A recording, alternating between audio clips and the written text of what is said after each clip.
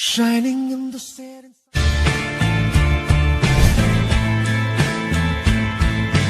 जवाब दें। सवाल ये है कि क्या हम अपने छात्रों को एंटी नेशनल ब्रांड कर सकते हैं? सबसे पहली बात तो ये शब्द जो है एंटी नेशनल, इसको समझना पड़ेगा थोड़ा सा, नहीं तो कल को आप अगर पतंजलि का बिस्कुट नहीं खाएंगे उस पे भी आप एंटी नेशनल हो सकते हैं। हमारे साथी ने एक बहुत अच्छी बात कही कि स्टूडेंट पॉलिटिक्स में हमको किसी भी राजनीतिक दल की दलाली शब्द का इस्तेमाल मैं नहीं करूंगा, चाकरी नहीं करनी चाहिए, एक इंडिपेंडेंट स्टूडेंट मूवमेंट का हिस्सा होना चाहिए। Totally agreed. आप राइट विंग के हैं, मैं किस विंग का हूं मुझे नहीं पता, शायद आपको पता होगा। तो मैं भी इस बात से सहमत हूं। मेरा एक सवाल है, मेरे ही साथ एबीवीपी का एक लड़का चुनाव जीता और वो चुनाव जीतने के बाद सबसे पहले जेएनयू के स्टूडेंट से नहीं मिला, माननीय प्रधानमंत्री जी के साथ डिनर कर करके आया। इस पे आप क्या कहेंगे? और इसके साथ साथ हम सब जानते हैं कि जो लोग भी स्टूडेंट पॉलिटिक्स में चुनाव जीतते हैं, पहला काम करते हैं कि पार्टी ऑफिस के मंदिर का घंटा जाकर के बजाते हैं और सीधे जनरल सेक्रेटरी के पास जाकर के दंडवत हो जाते हैं। तो ये जो सवाल आप कर रहे हैं, इस सवाल को आप जोर शोर से उठाइए, हम आपके साथ खड़े हैं कि स्टूडेंट पॉलिटिक्स के अंदर एक इंडिपेंडेंट स्टूडेंट मूवमेंट होना चाहिए। कैडर बनाने का, कार्यकर्ता बनाने का मंच नहीं होना चाहिए, कैडर जनरेटिंग मशीन नहीं होना चाहिए, और देश के लिए स्टूडेंट पॉलिटिक्स होना चाहिए। एग्रीड। दूसरी बात कि आप कहते हैं कि छात्रों को राजनीति करना चाहिए, आप भी हमारे साथ बोले हैं। बहुत खुशी हुई कि देश में शायद लोकतंत्र की आवाज बहुत मजबूत है। क्या आप इस मंच से श्रीमान वेंकैया नायडू साहब की आलोचना करेंगे कि उन्होंने 3 मार्च को जब हमने भाषण दिया तो मीडिया में उन्होंने कहा कि विद्यार्थी हैं, पढ़ाई लिखाई करें, राजनीति क्यों करते हैं? इस बात को आप कंडेम करेंगे कि नहीं करेंगे? और ये बात सिर्फ वेंकैया नायडू साहब का नहीं है।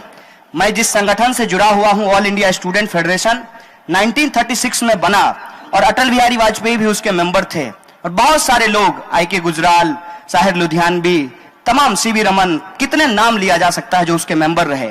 और मजेदार बात यह है कि नेहरू और जिन्ना ने उसकी अध्यक्षता की जिस मीटिंग में उस संगठन का निर्माण हुआ 1936 में।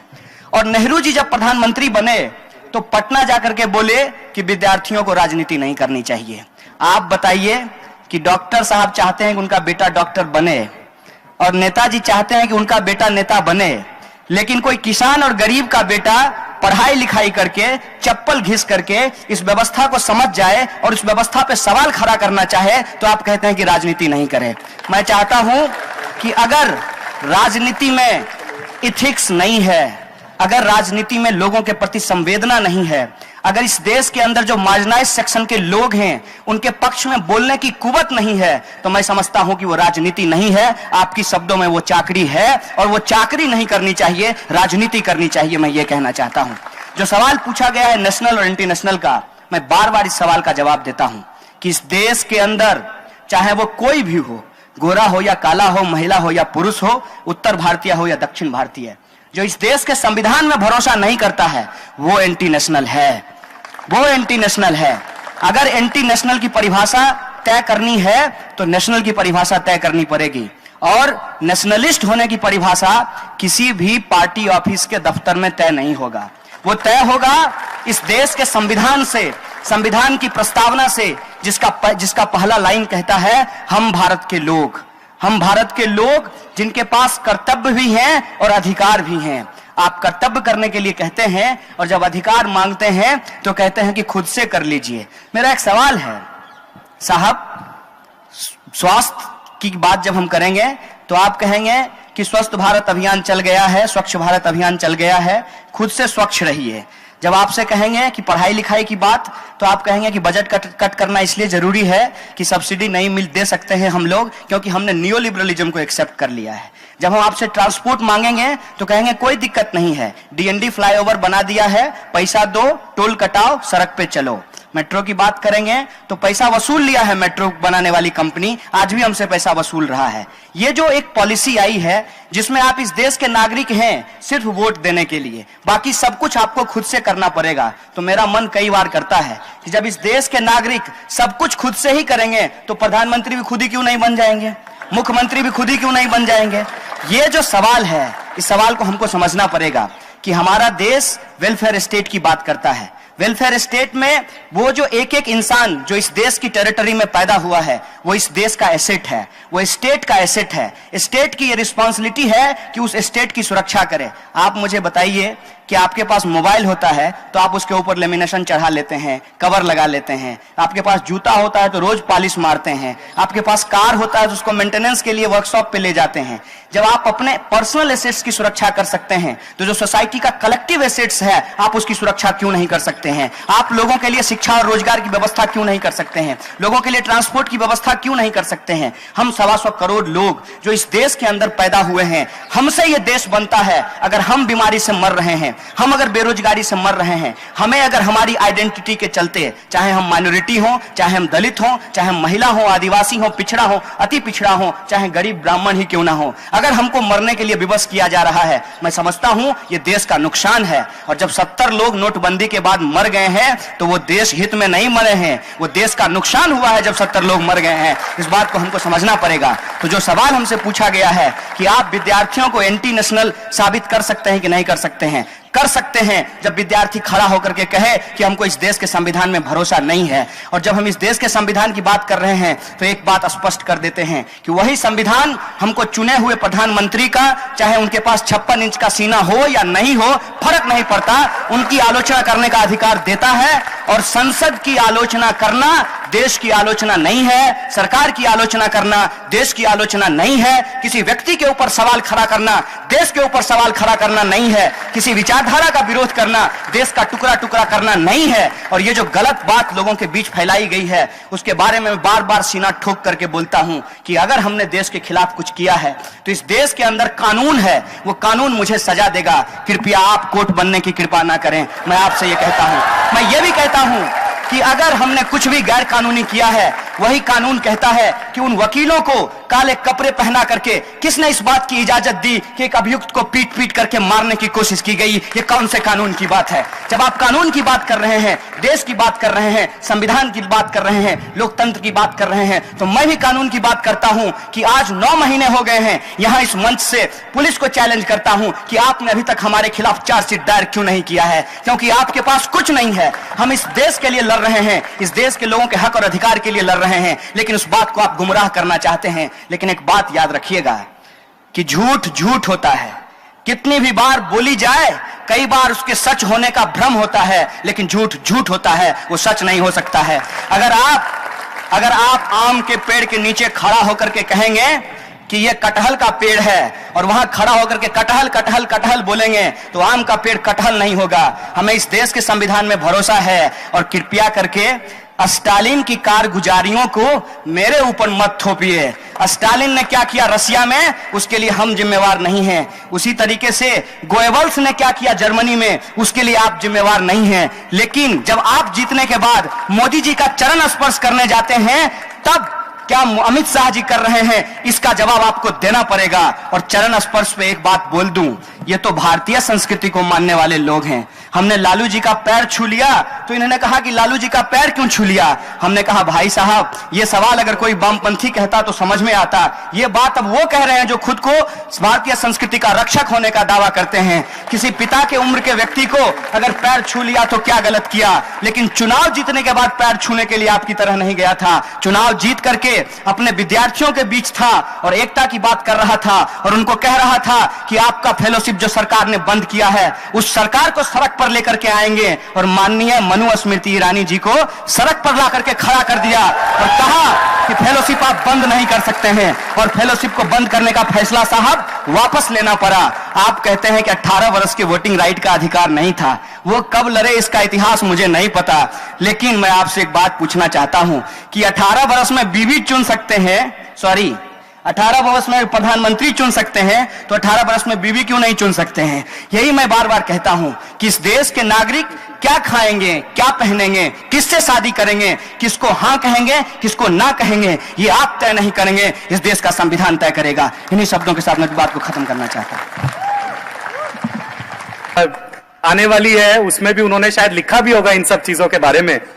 और अभी मैंने तो नहीं पूछा कि आपने लालू के पांव जाकर क्यों छुए, मैंने तो नहीं पूछा कि स्टालिन ने जो 60 मिलियन से ज्यादा लोगों की हत्या की उनकी जिम्मेदारी आप पर निश्चित रूप से है, लेकिन आपने ही कहीं ना कहीं उन बातों का उत्तर देने का प्रयास किया, लेकिन उस उत्तर से आप अपनी जिम्मेदारी से नहीं भाग सकते हैं। क्योंकि जब आप किसी विचारधारा के संगठन से जुड़े होते हैं और जब आप किसी एक पॉलिटिकल पार्टी और उस पॉलिटिकल पार्टी के विचार से भी जुड़े होते हैं तो उसकी कारगुजारियों से आप नहीं भाग सकते हैं। दुनिया भर में वामपंथ ने क्या किया, इसके बारे में प्रश्न आपसे किया जाएगा। दुनिया में वामपंथ ने सिर्फ डिक्टेटर्स क्यों पैदा किए, इस बात के बारे में आपसे प्रश्न किया जाएगा। दुनिया में जहां जहां वामपंथी पावरफुल हुए वहां वहां लोगों के बेसिक ह्यूमन राइट्स क्यों छीन लिए गए, इसके बारे में आपसे प्रश्न किया जाएगा। केरल में और पश्चिम बंगाल में आरएसएस के स्वयंसेवकों से एबीवीपी के कार्यकर्ताओं को कैसे मौत के घाट उतारा जाता है, उसके बारे में आपसे प्रश्न किया जाएगा। सिंगूर और नंदीग्राम में कम्युनिस्ट पार्टी के द्वारा किस प्रकार से लोगों का जेनोसाइड किया जाता है, किस प्रकार वहां पर, आज तो यहां पर सब लोग मीडिया कवरेज कर रहे हैं, वहां पर मीडिया कवरेज नहीं करने दिया जाता है, इसके बारे में आपसे प्रश्न किया जाएगा। और जब आप गरीब और बहुत सारे अलग अलग शब्दों का प्रयोग करके लोगों को, ठीक है, बात करने की कोशिश करते हैं, तो दुर्भाग्य यह होता है इस बात का कि आप हमेशा एक पक्ष पर क्यों बात करते हैं।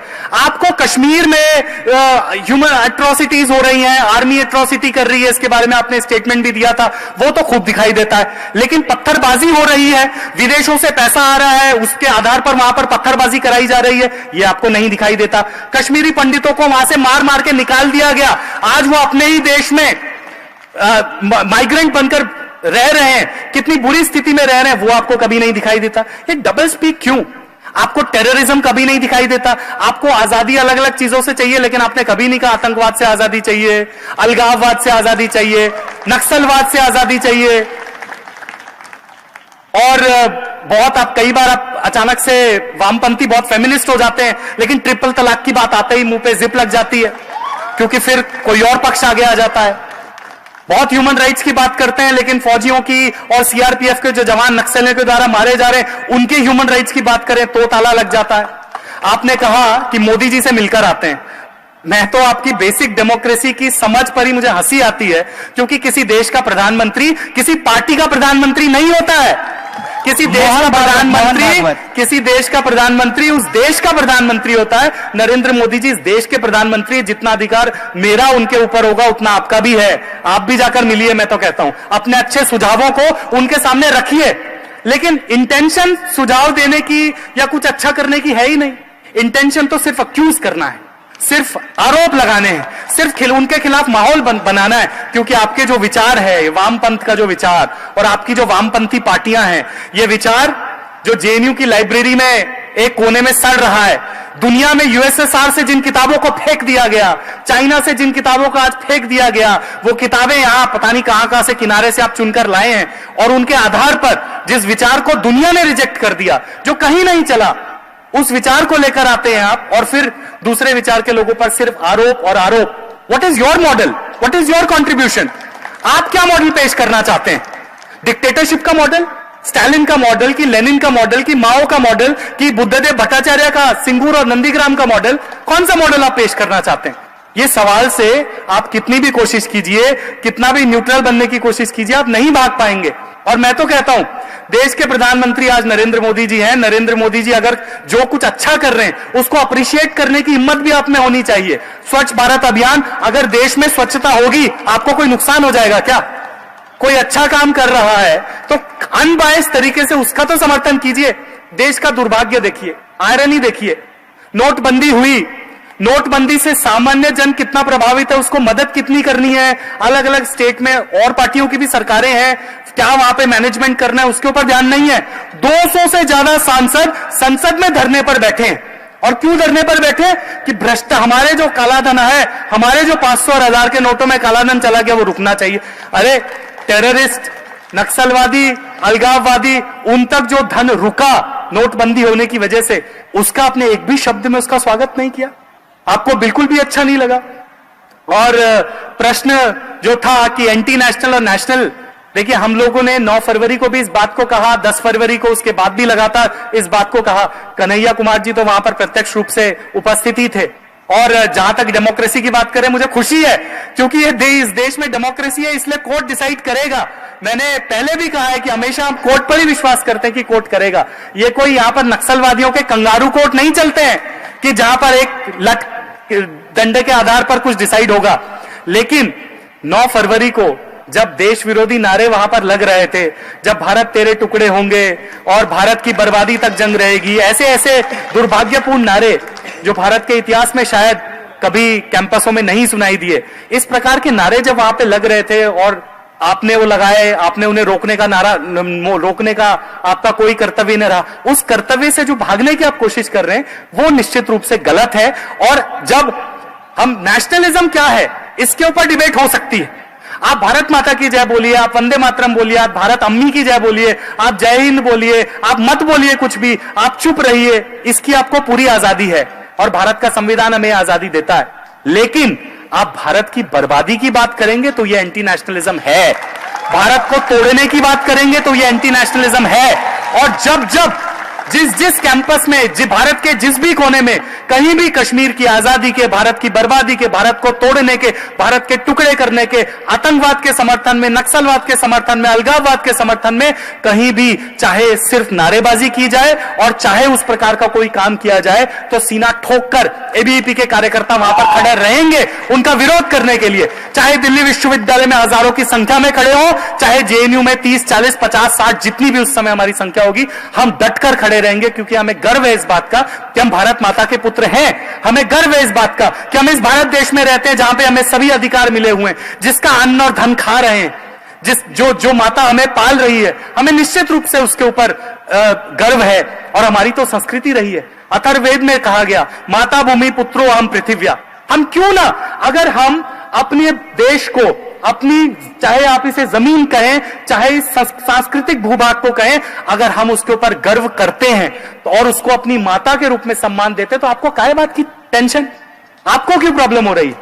लेकिन अगर आप इस माता को तोड़ने की कोशिश करेंगे, इस देश को तोड़ने की कोशिश करेंगे, तो वो निश्चित रूप में एंटी नेशनलिज्म है।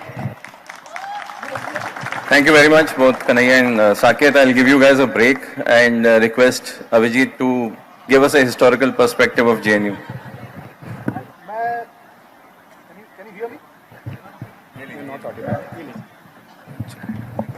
Hello, can you hear me now?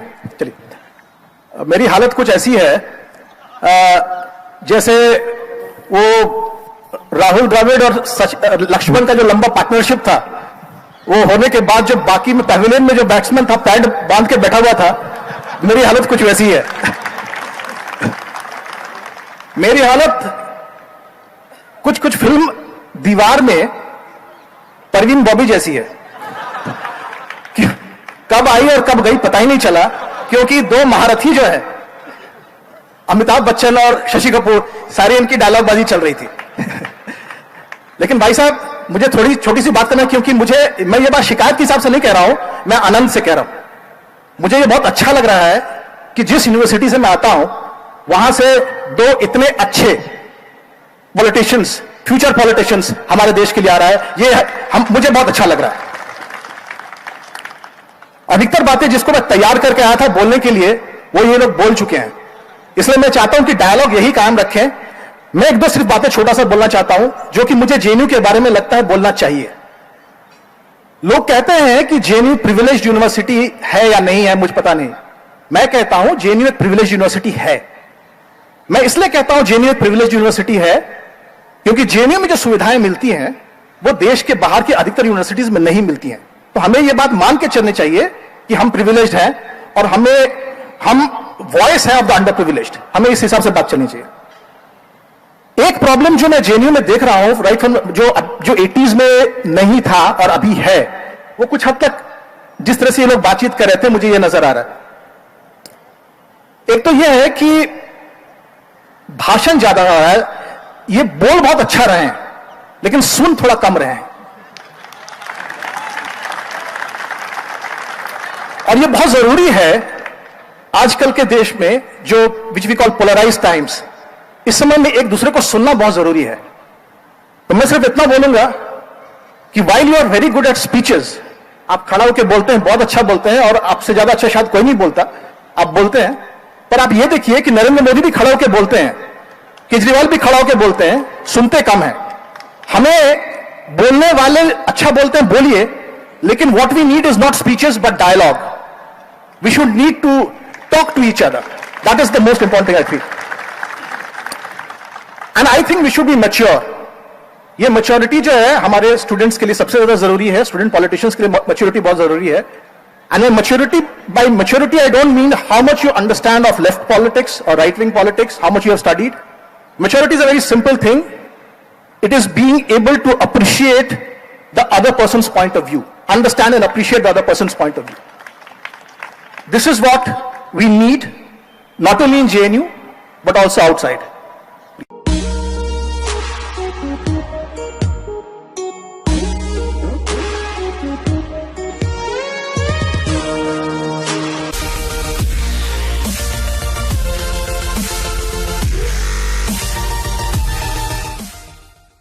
खुद से स्वच्छ रहिए।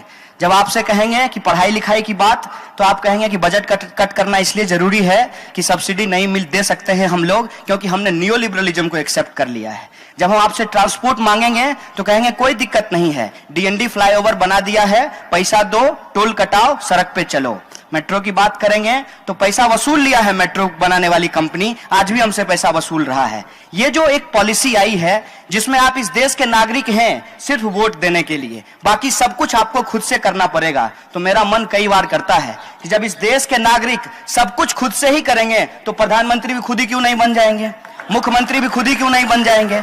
ये जो सवाल है, इस सवाल को हमको समझना पड़ेगा कि हमारा देश वेलफेयर स्टेट की बात करता है। वेलफेयर स्टेट में वो जो एक एक इंसान जो इस देश की टेरिटरी में पैदा हुआ है वो इस देश का एसेट है, वो स्टेट का एसेट है। स्टेट की ये रिस्पॉन्सिबिलिटी है कि उस स्टेट की सुरक्षा करे। आप मुझे बताइए कि आपके पास मोबाइल होता है तो आप उसके ऊपर लेमिनेशन चढ़ा लेते हैं, कवर लगा लेते हैं। आपके पास जूता होता है तो रोज पॉलिश मारते हैं। आपके पास कार होता है तो उसको मेंटेनेंस के लिए वर्कशॉप पे ले जाते हैं। जब आप अपने पर्सनल एसेट्स की सुरक्षा कर सकते हैं तो जो सोसाइटी का कलेक्टिव एसेट्स है आप उसकी सुरक्षा क्यों नहीं कर सकते हैं? आप लोगों के लिए शिक्षा और रोजगार की व्यवस्था क्यों नहीं कर सकते हैं? लोगों के लिए ट्रांसपोर्ट की व्यवस्था क्यों नहीं कर सकते हैं? हम 125 करोड़ लोग जो इस देश के अंदर पैदा हुए हैं, हमसे ये देश बनता है। अगर पढ़ाई लिखाई करके, चप्पल घिस करके इस व्यवस्था को समझ जाए और इस व्यवस्था पे सवाल खड़ा करना चाहे तो आप कहते हैं कि राजनीति नहीं करें। मैं चाहता हूं कि अगर राजनीति में इथिक्स नहीं है, अगर राजनीति में लोगों के प्रति संवेदना नहीं है, अगर इस देश के अंदर जो मार्जिनाइज्ड सेक्शन के लोग हैं उनके पक्ष में बोलने की कुवत नहीं है, तो मैं समझता हूं कि वो राजनीति नहीं है, आपकी शब्दों में वो चाकरी है। और वो चाकरी नहीं करनी चाहिए, राजनीति करनी चाहिए। मैं ये कहना चाहता हूं। जो सवाल पूछा गया है नेशनल और इंटरनेशनल का, मैं बार बार इस सवाल का जवाब देता हूं कि इस देश के अंदर चाहे वो कोई भी हो, गोरा हो या काला हो, महिला हो या पुरुष हो, उत्तर भारतीय हो या दक्षिण भारतीय, जो इस देश के संविधान में भरोसा नहीं करता है वो एंटी नेशनल है, वो एंटी नेशनल है। अगर एंटी नेशनल की परिभाषा तय करनी है तो नेशनल की परिभाषा तय करनी पड़ेगी। और नेशनलिस्ट होने की परिभाषा किसी भी पार्टी ऑफिस के दफ्तर में तय नहीं होगा, वो तय होगा इस देश के संविधान से, संविधान की प्रस्तावना से, जिसका पहला लाइन कहता है हम भारत के लोग, हम भारत के लोग जिनके पास कर्तव्य भी हैं और अधिकार भी हैं। आप कर्तव्य करने के लिए कहते हैं और जब अधिकार मांगते हैं तो कहते हैं कि खुद से कर लीजिए। मेरा एक सवाल है साहब, स्वास्थ्य की बात जब हम करेंगे तो आप कहेंगे कि स्वस्थ भारत अभियान चल गया है, स्वच्छ भारत अभियान चल गया है, हम बीमारी से मर रहे हैं, हम अगर बेरोजगारी से मर रहे हैं, हमें अगर हमारी आइडेंटिटी के चलते, चाहे हम माइनॉरिटी हो, चाहे हम दलित हो, चाहे हम महिला हो, आदिवासी हो, पिछड़ा हो, अति पिछड़ा हो, चाहे गरीब ब्राह्मण ही क्यों ना हो, अगर हमको मरने के लिए विवश किया जा रहा है, मैं समझता हूं ये देश का नुकसान है। और जब 70 लोग नोटबंदी के बाद मर गए हैं तो वो देश हित में नहीं मरे हैं, वो देश का नुकसान हुआ है जब 70 लोग मर गए हैं। इस बात को हमको समझना पड़ेगा। तो जो सवाल हमसे पूछा गया गया है कि आप विद्यार्थियों को एंटी नेशनल साबित कर सकते हैं कि नहीं कर सकते हैं। कर सकते हैं जब विद्यार्थी खड़ा होकर के कहे कि हमको इस देश के संविधान में भरोसा नहीं है। और जब हम इस देश के संविधान की बात कर रहे हैं तो एक बात स्पष्ट कर देते हैं कि वही संविधान हमको चुने हुए प्रधानमंत्री का, चाहे उनके पास 56 इंच का सीना हो या नहीं हो, फर्क नहीं पड़ता, उनकी आलोचना करने का अधिकार देता है। और संसद की आलोचना करना देश की आलोचना नहीं है, सरकार की आलोचना करना देश की आलोचना नहीं है, किसी व्यक्ति के ऊपर सवाल खड़ा करना देश के ऊपर सवाल खड़ा करना नहीं है, किसी विचारधारा का विरोध करना देश का टुकड़ा टुकड़ा करना नहीं है। और ये जो गलत बात लोगों के बीच फैलाई गई है उसके बारे में बार बार सीना ठोक करके बोलता हूं कि अगर हमने देश के खिलाफ कुछ किया है तो इस देश के अंदर कानून है, वो कानून मुझे सजा देगा। कृपया आप कोर्ट बनने की कृपा ना करें, मैं आपसे ये कहता हूं। मैं ये भी कहता हूं कि अगर हमने कुछ भी गैर कानूनी किया है, वही कानून कहता है कि उन वकीलों को काले कपड़े पहना करके किसने जाते हैं। तो ये जो सवाल आप कर रहे हैं, इस सवाल को आप जोर शोर से उठाइए, हम आपके साथ खड़े हैं कि स्टूडेंट पॉलिटिक्स के अंदर एक इंडिपेंडेंट स्टूडेंट मूवमेंट होना चाहिए। कैडर बनाने का, कार्यकर्ता बनाने का मंच नहीं होना चाहिए, कैडर जनरेटिंग मशीन नहीं होना चाहिए, और देश के लिए स्टूडेंट पॉलिटिक्स होना चाहिए। एग्रीड। दूसरी बात कि आप कहते हैं कि छात्रों को राजनीति करना चाहिए, आप भी हमारे साथ बोले हैं। बहुत खुशी हुई कि देश में शायद लोकतंत्र की आवाज बहुत मजबूत है। क्या आप इस मंच से श्रीमान वेंकैया नायडू साहब की आलोचना करेंगे कि उन्होंने 3 मार्च को जब हमने भाषण दिया तो मीडिया में उन्होंने कहा कि विद्यार्थी हैं, पढ़ाई लिखाई करें, राजनीति क्यों करते हैं। इस बात को आप कंडेम करेंगे कि नहीं करेंगे। और यह बात सिर्फ वेंकैया नायडू साहब का नहीं है। मैं जिस संगठन से जुड़ा हुआ हूं, ऑल इंडिया स्टूडेंट फेडरेशन, 1936 में बना और अटल बिहारी वाजपेयी भी उसके मेंबर थे, और बहुत सारे लोग, आई.के. गुजराल, साहिर लुधियानवी, तमाम सीवी रमन, कितने नाम लिया जा सकता है जो उसके मेंबर रहे। और मजेदार बात यह है कि नेहरू और जिन्ना ने उसकी अध्यक्षता की जिस मीटिंग में उस संगठन का निर्माण हुआ 1936 में। और नेहरू जी जब प्रधानमंत्री बने तो पटना जाकर के बोले कि विद्यार्थियों को राजनीति नहीं करनी चाहिए। आप बताइए कि डॉक्टर साहब चाहते हैं कि उनका बेटा डॉक्टर बने, और नेताजी चाहते हैं कि उनका बेटा नेता बने, लेकिन कोई किसान और गरीब का बेटा shining in the setting sun.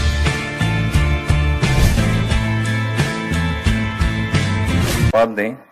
सवाल ये है कि क्या हम अपने छात्रों को एंटी नेशनल ब्रांड कर सकते हैं?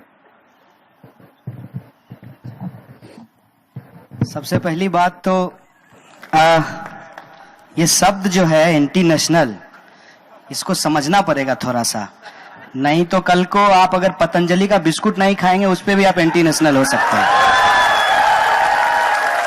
हमारे साथी ने एक बहुत अच्छी बात कही कि स्टूडेंट पॉलिटिक्स में हमको किसी भी राजनीतिक दल की, दलाली शब्द का इस्तेमाल मैं नहीं करूंगा, चाकरी नहीं करनी चाहिए, एक इंडिपेंडेंट स्टूडेंट मूवमेंट का हिस्सा होना चाहिए। Totally agreed. आप राइट विंग के हैं, मैं किस विंग का हूं मुझे नहीं पता, शायद आपको पता होगा। तो मैं भी इस बात से सहमत हूं। मेरा एक सवाल है, मेरे ही साथ एबीवीपी का एक लड़का चुनाव जीता, और वो चुनाव जीतने के बाद सबसे पहले जेएनयू के स्टूडेंट से नहीं मिला, माननीय प्रधानमंत्री जी के साथ डिनर कर करके आया। इस पे आप क्या कहेंगे? और इसके साथ साथ हम सब जानते हैं कि जो लोग भी स्टूडेंट पॉलिटिक्स में चुनाव जीतते हैं, पहला काम करते हैं कि पार्टी ऑफिस के मंदिर का घंटा जाकर के बजाते हैं और सीधे जनरल सेक्रेटरी के पास जाकर के दंडवत